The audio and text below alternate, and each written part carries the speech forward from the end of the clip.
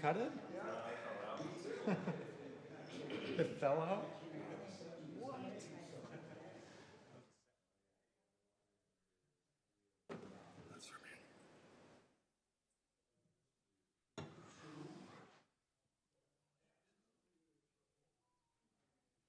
Oh, yeah. Am I telling the lights up? Sorry to call us. I fell asleep. He's setting it down, everyone. Okay, good morning. Welcome to our this emergency city council meeting this morning. There's just one item on the agenda today. Discussion and consideration of a resolution providing notice of a pending ordinance regulating aircraft landing and takeoff locations. It's not noticed to have a public hearing, but we have kind of discussed internally. I would look for a motion. Do we need to do a motion to add it or just? No, just do it. Okay, so we're going to actually take some public comment. We will do a 2-minute time limit. If you would like to comment on this, you don't have to. We just thought we'd open it up since you're here. You want me to present on it first? Oh, yeah, let's do a presentation. Yep, we're going to present on what we're proposing, and then we'll open it up for public comment. Thank you. So, Todd, yes. All right, thank you, Mayor and Council. As you are aware, yesterday around between 3 and 4 o'clock, Herriman City started receiving several complaints from residents regarding a helicopter landing on the top of a residential home. Based on those complaints, we looked at our city code to determine whether or not there was a violation of our zoning laws. And like most cities, we don't have regulations related to helicopter landing sites or the design of helipads. Because of that, we looked at some potential changes that we can make. And what we're planning on doing is Utah code allows for us to enter a temporary land use regulation without going through the normal process. The normal process meaning that it goes to Planning Commission, we give 10 days notice, there's a public hearing at that meeting, and then the Planning Commission forwards a recommendation to the City Council. And then the City Council has an opportunity to vote on a land use regulation. The temporary land use regulation allows the council to bypass that product, but it is temporary. This ordinance, as it's written, would be in effect for 180 days, 6 months, or until the council enacts a permanent codified version of these regulations. And whether it's 180 days or the enactment of a codified ordinance, this land use regulation will go away. So that has been the plan. The resolution has been sent to you, or the ordinance has been sent to you for today's consideration. I can go through some of the regulations that we're going to put in, that we are proposing to enter as a temporary land use regulation. Essentially that helipads would be prohibited in all zones unless they're specifically allowed as a conditional use. Right now, we wouldn't have any conditional uses, but that's something that we can look at into the future. And helipads cannot be located within 1,000 feet of the nearest residential building. And likely for the zoning aspect, we might consider permitting them in commercial zones or industrial zones or something like that.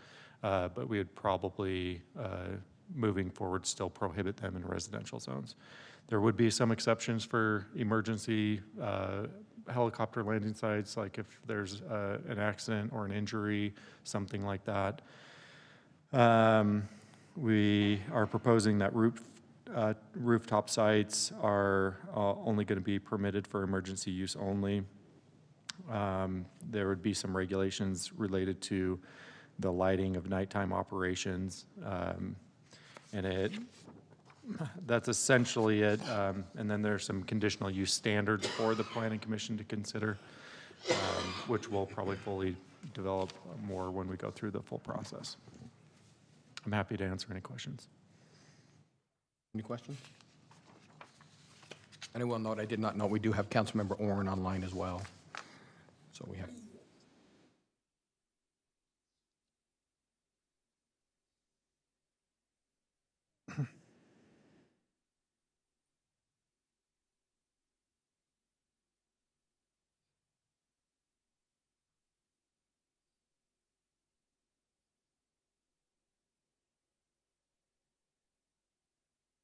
Yeah, that would be an inaccurate statement. The FAA does have regulation of helicopters once they're off the ground, but municipalities and governmental entities have the zoning authority to dictate where helicopters can land and put regulations around them. As long as the city regulations don't conflict with FAA regulations, then there's not going to be any preemption involved.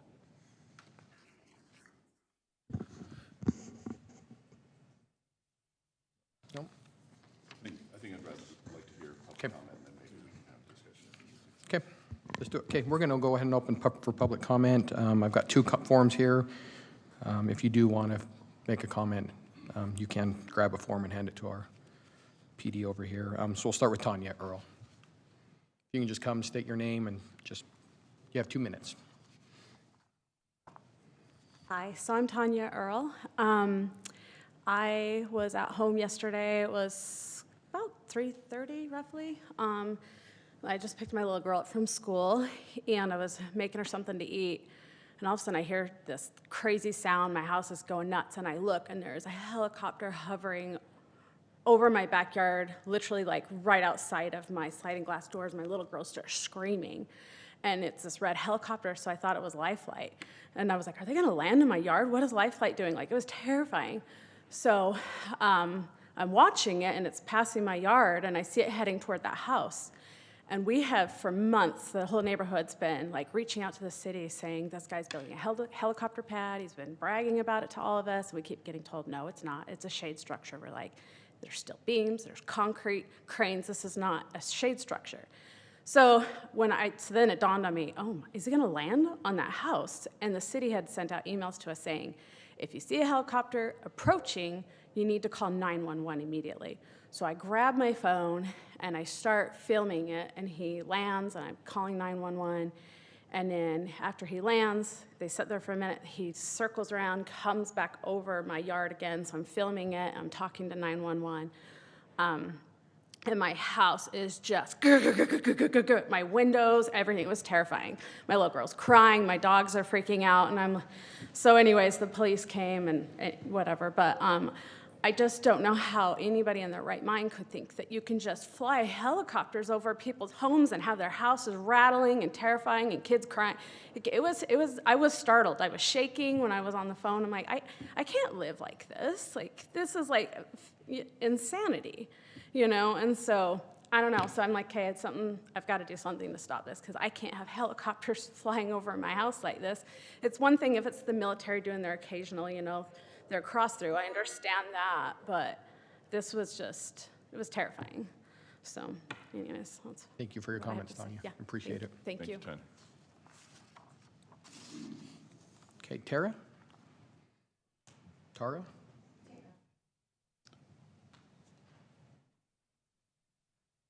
Hi, Tara Bennett. We moved from out of state here January, so it's been almost a year.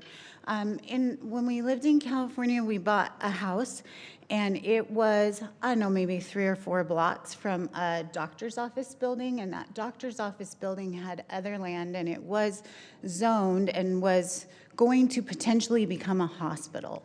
So when we purchased that property, we had to sign a lot of forms saying we were aware there was a potential hospital being built next to us, and there would potentially be helicopters flying over our house, and we had to agree to that. So yesterday when this happened, I was shocked. My husband is an ER doctor. He works nights regularly, sleeps during the day. He also is a veteran and does have PTSD. He's not in town right now, so I'm speaking on his behalf. He wasn't home. I can't say for sure if this would become an issue, but it just would be nice to know that this isn't going to be something literally across the street from our house. And I don't know if you've seen the lot and the distance, but they've built this house on a small lot. There's not a lot of space between that helicopter pad and the rest of our homes. Also, I just want to add, the house directly next door is still in the process of being built. No one lives there, but the way the helicopter landed, the tail was literally over their backyard, where there will be children playing someday. So thank you. Thank you. Any other comment at this time? You're okay. Just come on up and state your name. We'll get one. We'll get with My you. name's Steve Griffin. I live in the home that she was referring to next door to the one that's being built. Again, just under 100 feet away from the landing pad. We have very tall windows, nearly as high as these ceilings. When I spoke with your code enforcement division, I believe it's Elena and is it Kathleen in code enforcement? Building department. That'd Yeah. be Bill. Yeah, I have Elena and Kathleen in Herriman Code Enforcement. That's who I was eventually funneled to. They told me, no, it is not approved. No, it is not okay. We've already been there and told him no. And of course, we were the ones a couple of months ago talking to them saying, look, man, you're shaking my windows in my house if you do that. I don't want that. You are less than 100 feet. I have a buddy in the FAA. I own a small aerospace business. And he told me, no, sir, it's 100 feet minimum in residential. They actually have to set down like a life flight further away. They can't just land in the street.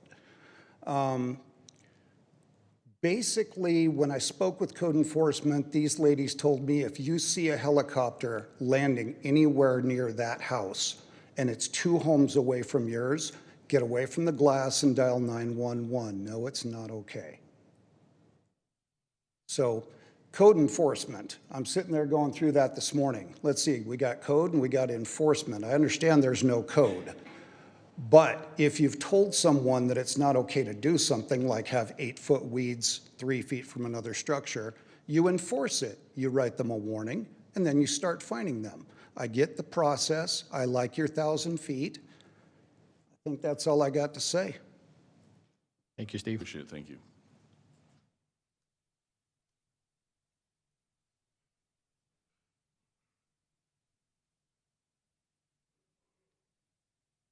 Okay, see no comment. We'll just take any comment from council. Mayor, may I? Yeah, please. I apologize for jumping in. No, you're fine. We do have some restrictions on what we can do because the FAA does regulate anything above the ground once the helicopter or an airplane's off the ground. And they would have jurisdiction over any violation that happens because of that. And so we're trying to create the regulations on the landing site only. Perfect. So we're familiar with this property. I'm personally familiar with it. I drove by it several times. I've spoken with the homeowner via text message through my city device, and he's been very poignant about what he thinks his abilities are. I also received a couple messages from other city residents around the city asking if we were building an airport because of this meeting, right? And designating landing zones. So there's been some confusion about what we are doing, but I believe this ordinance dictating abilities to land or take off or landing sites is going to be very, very specific and take care of a lot of the items. I also deep dove into FFA regulations and landing and zonings and 500 feet to 1,000 feet. There's all kinds of information on the line on what you would think would be reasonable people or reasonable persons of landing and taking off aircraft, right? That's very specific from the FFA regulations. But at every bottom line, it says, please check your local municipality regulations, restrictions, ordinances, laws. And so there's probably one line that people aren't reading a lot of, right? And that's where local government can regulate, and that's where we're at today. So.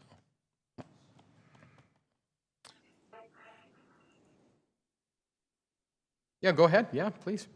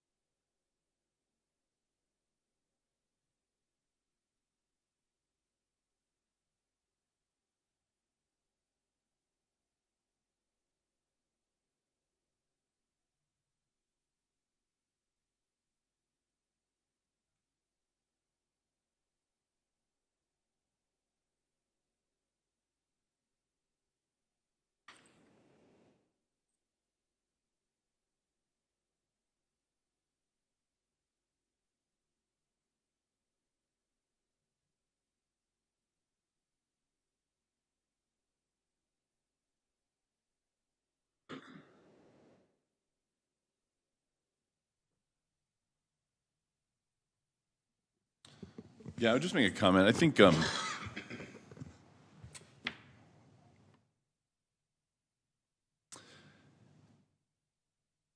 landing a helicopter on a house in a residential neighborhood is just poor decision-making. I mean, it's just a bad idea. I don't think there's, anyone who's on board with that, except maybe the property owner at this point. But above and beyond that, I think reasonable people can have disagreements about using their personal property in certain ways. I think people can have, goals and ideas and believe something to be true, and sometimes you have to litigate those things to get to a point where a judge has to say, no, that's not clear, and we're not going to take away somebody's rights to try and fight or prove their point. I'm not inviting that, but it could happen, right? But that being said, our goal isn't to make an enemy of somebody or to create animosity towards somebody's decisions. Our job is to look for the betterment of the city and the safety and security of all of our residents. And so this is not a, we're mad at somebody and so we're going to try and punish them or something like that. That's completely off the board, although I know there are some residents who are probably personally a little ticked off. This is an action to promote safety, security, and health and wellness of our residents, and that's really what it's about. So I just don't want there to be any misinterpretation about what we're doing or why we're doing it. That's it. Well said. Okay. Let's make this quick and easy. Let's make a motion. Let's do this. Motion to approve ordinance number 2023-22, approving a temporary land use regulation pertaining to the landing and takeoff of aircrafts within Herriman City. Second. Motion by Steve, second by Teddy. Start with Sherry. Teddy? Yes. Steve? Yes. And I'll vote yes. That motion carries. Okay. Look for a motion to adjourn. So moved. Second. All in favor? Aye. Thank you, everybody. Thank you for coming out this morning.